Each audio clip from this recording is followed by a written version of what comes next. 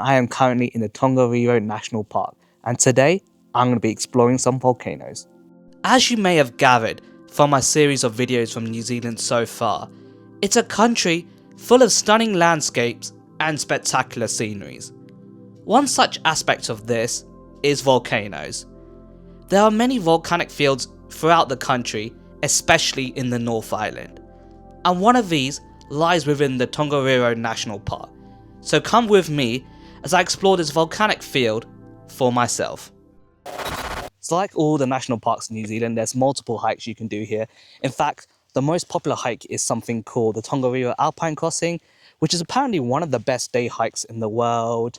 It's a 20-kilometer hike that goes right through the national park, past some of the craters on these volcanoes, so pretty epic as you can imagine. However, I am not doing that today. Well, I'm not doing the whole thing at least. And there's a few reasons for that.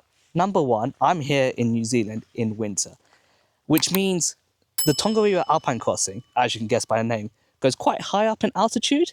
And in the winter, it's not the most safest thing in the world. In fact, there was a notice board at the start which shows all the dangers of trying to do the hike during winter.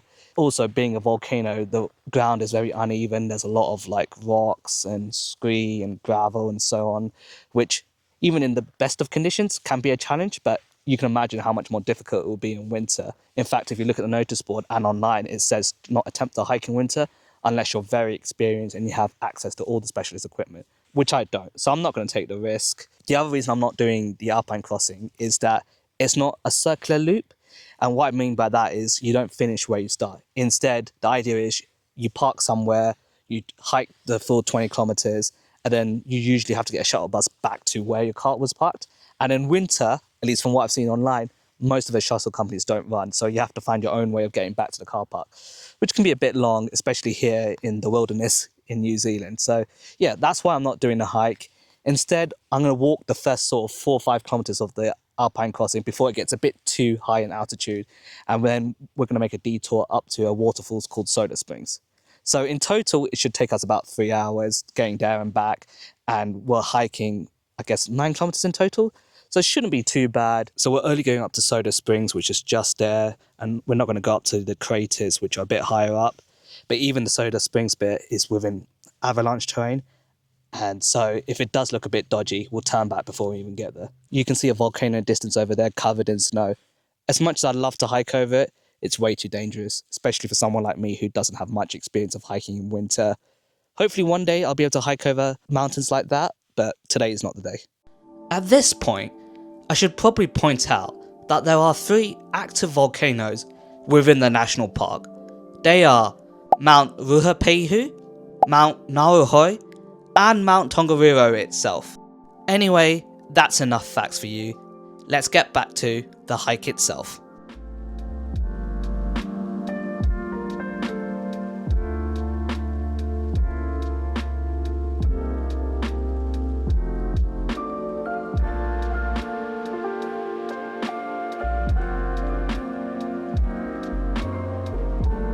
Without wanting to get a bit too preachy, when you're in the mountains, it's very important to know your own limits, and especially what the weather's like. It's very easy to be really overconfident and just send it all the way up and then just be stuck. And then you could be waiting hours to be rescued, or you might not even get rescued at all. So yeah, always be careful in the mountains, especially in winter.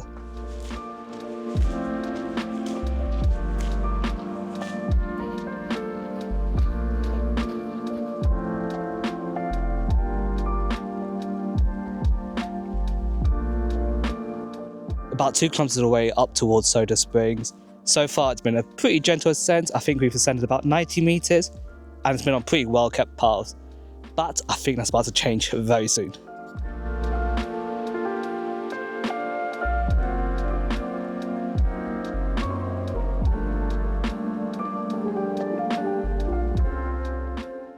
Apparently between November and April, which is like the summer here in New Zealand and the warmer months, 2 people per week get rescued from the Alpine Crossing hike. So that shows even in the summer, it's a challenging hike and you should be careful if you're attempting it. So a bit of a bonus thing if you're a Lord of the Rings fan, a lot of Mordor was based around the Tongariro National Park. In fact, a lot of it was actually filmed around here, and one of the volcanoes here was actually used as Mount Doom. I know there's nothing you can see, but just straight ahead of me is Mount Nugaho. I'm so sorry if I pronounced that incorrectly, but that is the volcano that Mount Doom is based on. Pretty epic, though there's nothing to see. You're going to have to use your imagination for this one. In fact, to help you, here's a photo of what the mountain looks like in clear sky. My Airbnb host actually gave me hiking poles, and he said it would help with today.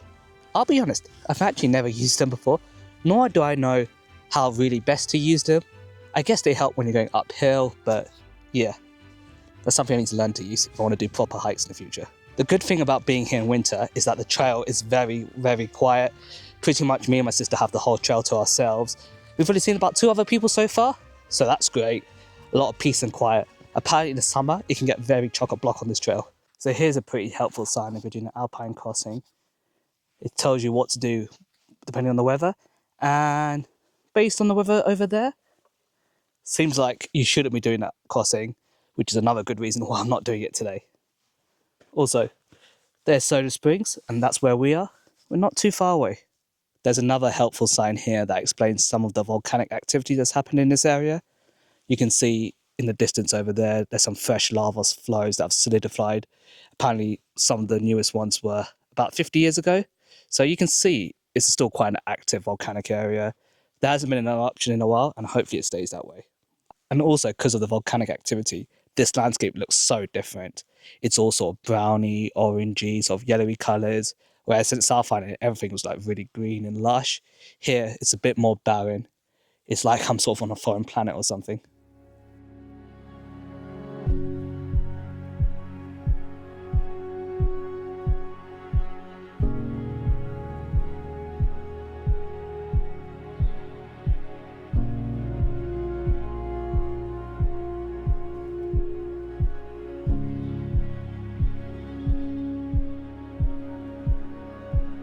It's crazy to think that all these rocks came from a volcanic eruption hundreds of years ago. I mean, imagine how powerful the eruption must have been to spew out rocks like this, of this size. Volcanoes are no joke. Whilst we've been walking on a relatively well-maintained path so far, that is now not the case. It's now disappeared. We've got these rocks and like little stream over there, but there is a little pole there with an arrow pointing in that direction, so I guess that's a helpful guide. And I guess it's the bits like this that become really dangerous in wintry conditions, but luckily down here at the moment it's relatively dry. The weather gods have finally answered my prayers. You can finally see Mount Doom very clearly. I should probably refer to its actual name, which is Mount Nugaho, as I mentioned earlier. Yeah, pretty epic. And like I said, if you're a Lord of the Rings fan, this is another reason why you should visit Tongariro National Park.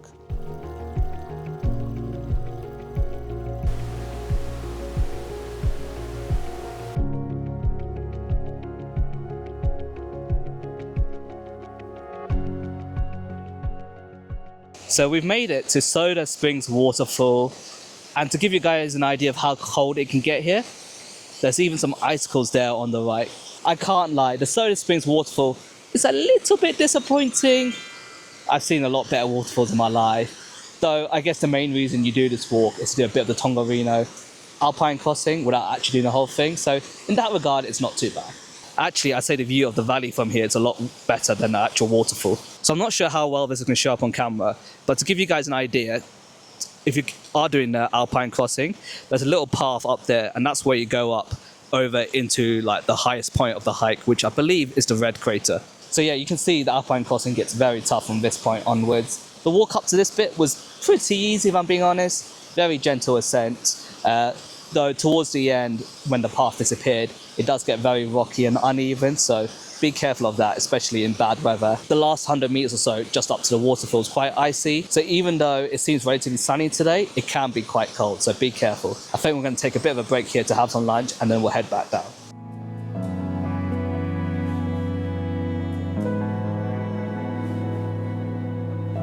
Break time over, I've had my lunch, time to head back. I gotta say, this landscape is amazing. It's just out of this world. I do like my standard hikes across like mountain and like green spaces and so on, but there's just something about the rugged nature of like volcanic landscapes. It's just unreal. I don't know, it just feels different. It's got like a certain charm to it, I guess. Even though I haven't done the alpine crossing today, I have enjoyed the short bit of it I did do. and I can't wait to do the alpine crossing one day. Okay, enough yapping. It's starting to get a bit colder, so let's head back.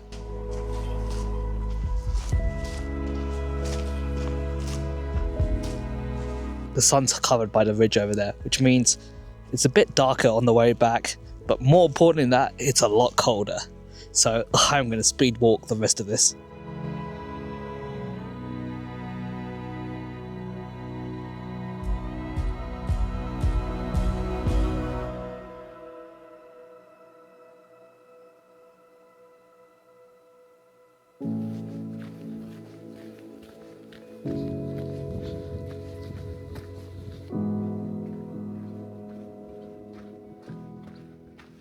I'm almost back at the car park and I've just noticed this mountain, which I didn't see on the way up on the hike. I've only just noticed it now. But yeah, it's amazing how it's completely clear skies apart from just on that mountain, which has a bit of cloud on it. It's crazy how mountains basically have their own microclimate.